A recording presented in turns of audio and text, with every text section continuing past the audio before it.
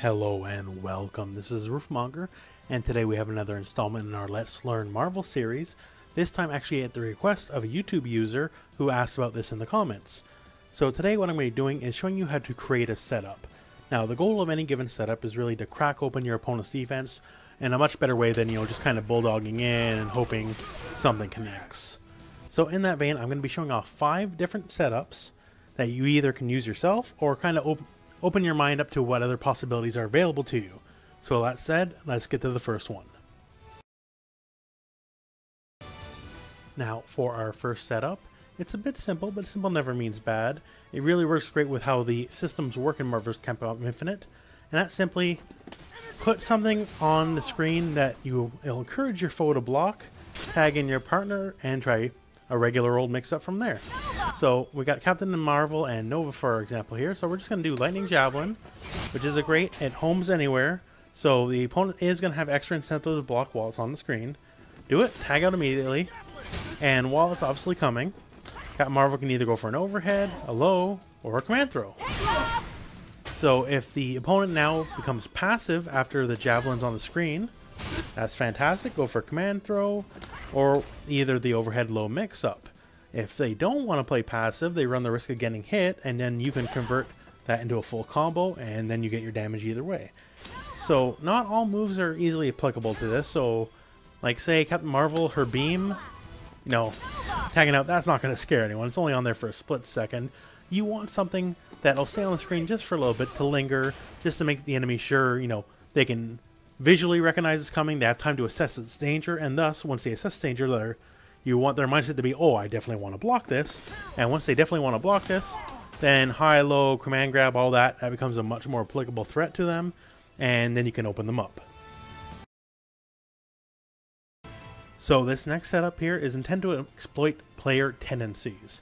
So if you've ever, been on the receiving end of a combo, the natural thing after a combo is you're going to be holding back as to defend yourself after the combo is over. And you hope maybe you land, you can roll out or something. So what this is going to do is it's going to remove your ability to roll out of a combo and exploit the tendency to hold back. And it doesn't matter if it's regular back, could be down back, could be up back, but it's exploit the player tendency of holding back and thus going into the aerial recovery. So first we're going to set the back here. It's regular roll back. And I'm going to do an example Sigma combo here. We're going to be using Nemesis, but this can apply to anyone who really has any kind of ground-to-air grab or air-to-air grab.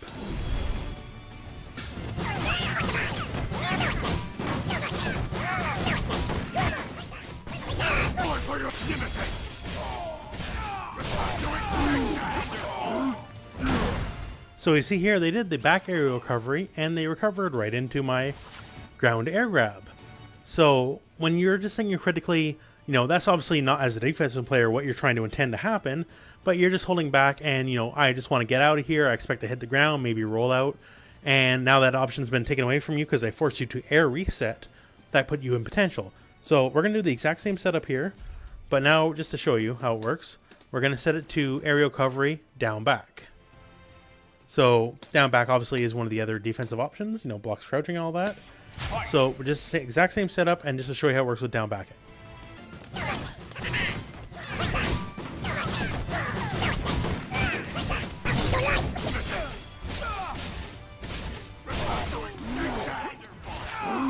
So same deal, you hold down back, you're going to get grabbed. So you obviously, this is not inescapable in any way, shape, or form. So say if you were trying to air recover forward, you would get out of the exact setup. And thus, you on the offensive, if they're going to try to escape forward, you can tag in, try to do something else to get past that. But this is, once again, to exploit player tendencies. Once this is in their system, I should hold forward after getting hit in the combo. Then you can do a whole another set of things. But this is just to exploit the general tendency of how I want to defend myself after a combo, I want out, and I'm going to hold back, any form of back, and this will beat that. So this setup example here is also designed to exploit player tendencies to hold back or down back or up back while they're getting comboed. And this one in particular is not based off any grab setups, either ground air or air to air or what have you, but rather a more traditional left-right mix-up. So first you need a move that can steal the corner. So for this we're going to use Captain America. And someone who has a nice, slower super. This super is not designed to combo in the combo you're going to do, but designed for the enemy to break the combo and the enemy land while you have your tagging partner come and try the mix-up. So we're just going to use this right now and do the combo very quickly.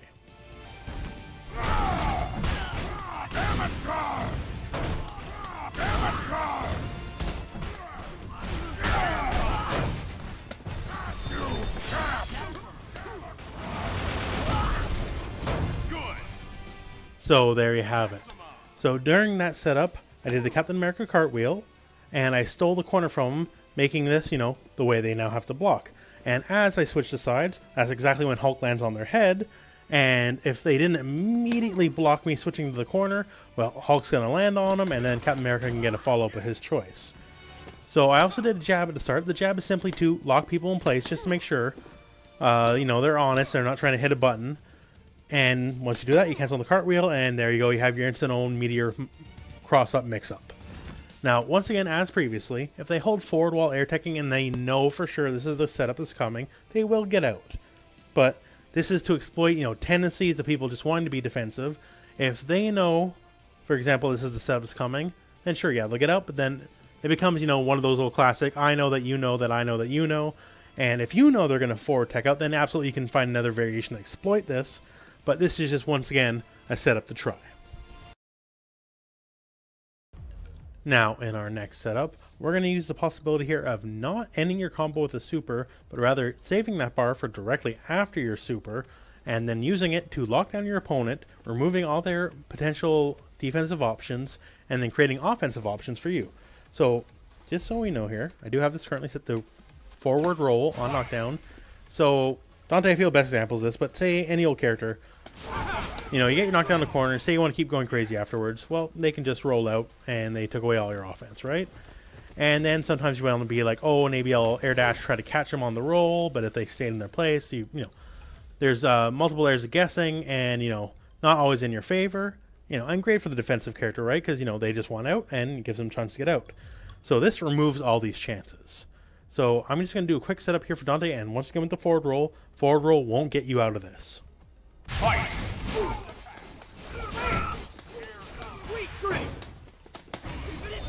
So that obviously wasn't a full combo, but you see here, now they tried to roll out, but they're just going to roll out into the guns. So we're going to do the exact same setup, and now we're going to have the full block afterwards.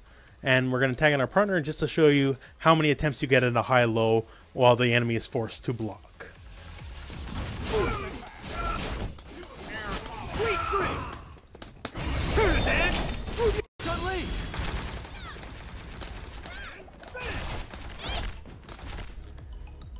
And perhaps that wasn't the most fluid example, sorry about that, but just to give you an idea. So they're locked down and blocks down for quite a bit, and during that time, you can get a lot of high-lows. During a gap, you can absolutely get left-right mix-up, or even a command grab, depending on your character.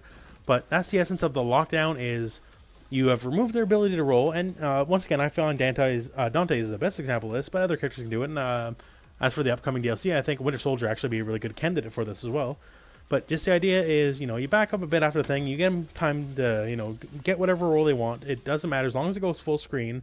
You could do this with, say, a beam super like Nova or Captain Marvel too. As long as they're blocking, you tag in your character you want, and then you go for all the mix-ups you can while they're stuck in the block stun. And no amount of rolling will get them out of it.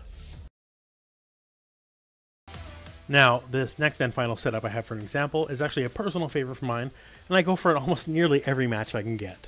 So this works with multiple things. It's best exemplified with Space and Reality Stones, because you will need the Storm. A character that has a level 3 command grab, although you can do it with a regular command grab, but it's not as fun that way. And you want a long-ish lasting move that's designed to miss. And so what I mean by that is simply here, so Sigma, you see the uprush there, right? Now, we have the foe set to auto block, so it doesn't normally show the training mode. You will notice this, you know, while playing naturally, that any move, doesn't matter if it's full screen or whatever, if you hold back while a move is active, you will block. So this move is going nowhere near Ultron, and he's blocking it while I'm holding back controlling Ultron. And that's exactly what you want. So first up we have Space Stone here, so we're going to use our example. We're going to set up the Space Stone Rage Cage. I shall crush this world! And we're going to use our Aerial Straight Divide here.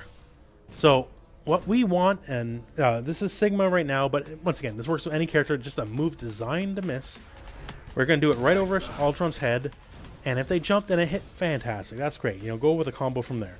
But the idea is to keep them on a no-fly zone. You know, don't jump over here. Stay on your ground. And, you know, obviously they probably are holding back at that point.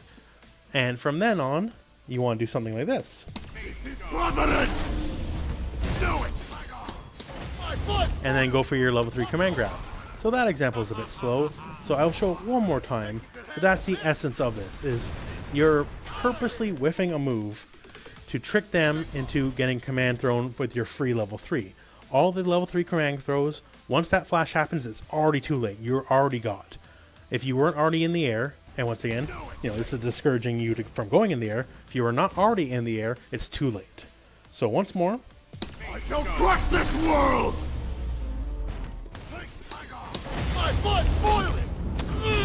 So very hard to react to tag, and say, you know, fantastic, you can react to the tag. First off, it's, you know, human / player nature. You see the other character doing whatever move you just tagged out in the air. You don't, you know, your brain's screaming at you not to jump. But say somehow you still do, then at the worst this becomes a 50-50 setup. Because if you did watch the chicken blocking video, you will know you cannot air block in the first, or you're not allowed to block at all, period, in the first couple frames of a jump. So say I know for a fact you're going to jump as soon as you see the tag flash. Fantastic. We'll tag Hagar in. We'll just go for like a light kick into a combo, and if you jump to, you're going to get hit. And that's your 50-50 right there. I'm going to tell you for a matter of fact, and I've beaten players honestly much better than myself with this exact tactic. I don't necessarily want to call it scrubby, let's just call it effective. So now I'm going to show the same idea with Reality Storm setup. Now, while I do prefer this setup with the Space Storm, it's equally viable with the Reality Storm. So if you're probably already aware, but just in case, when you're in Reality Storm, you hit Fierce Punch, that's when the Flame Pillar comes out, right? So the idea here is you want to do it just high enough that it's going to go right over their head, and it will not connect unless they manage to jump. So just a quick example here, I'm going to do this, and if you're not already aware, each character is allowed one action per storm. So I could have, for example, we're going to storm again. I could storm, tag, and we have 2 flame pillars on the screen, right?